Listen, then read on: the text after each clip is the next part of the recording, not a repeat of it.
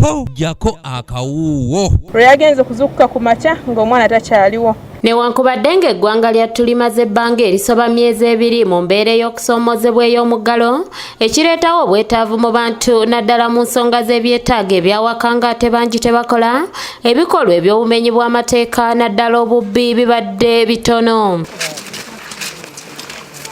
Wabula okusinziira ku poliisi y'eggwanga ate ebikolwa by'obubbi kati bitandise okweyongera mu bitundu ebitali bimu nga waliwo n'abakwatiddwa mu kiro ekikeesezza olunaku olwaleero nga bakezaako okubbisa emmundu. Twabadde n'omusango ogwa aggravated robbery e Kamuli ate n'emisango emirala egy'obubbi ate abamu nga bakozesa n'emmundu.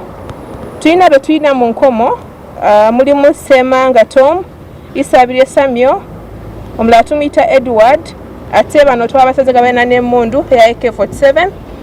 Abalala mulimu Mapewa Henry, Ngobi Fred, Jobera. Paulina Mayengo ono yamyuka omwogezi wa poliisi mu ggwanga era agamba nti bakyali ku muyigo gw'abantu abaakuba omukyala amasasi eyali ku bodaboda e Jinja awamu n'eyakubiddwa amasasi e Mayuge mu kiro ekikeesezza olunaku olwaleero.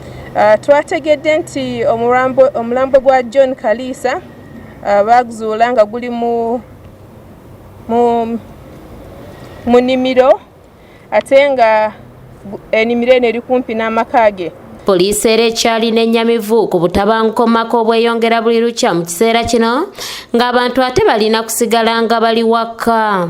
Tuli mu kunoonyereza naye tusaba nti nga bwe tugenze nga tubategeeza nti emisango egy'obutabanguko mu maka gigenze nga gyeyongera, tubasaba nti mugezeeko nnyo okukola naffe tugikendeeze. Ku nsonga y'okwambala obukookolo ziyite masks mu kiseera kino mu kaweefube w'okulwanyisa ensaasaana ya coronavirus, poliisi eyongedde okukaatiriza nga bwe kiri ekyobuwazze nga kino si kyakuteesebwako. So would like to implore you to really ensure that you have a mask at hand and wear it as long as you're leaving your homes.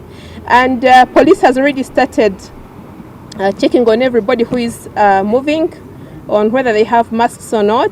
Matia Sekanjako yakusakidde eggulire lino okulwa ABS television.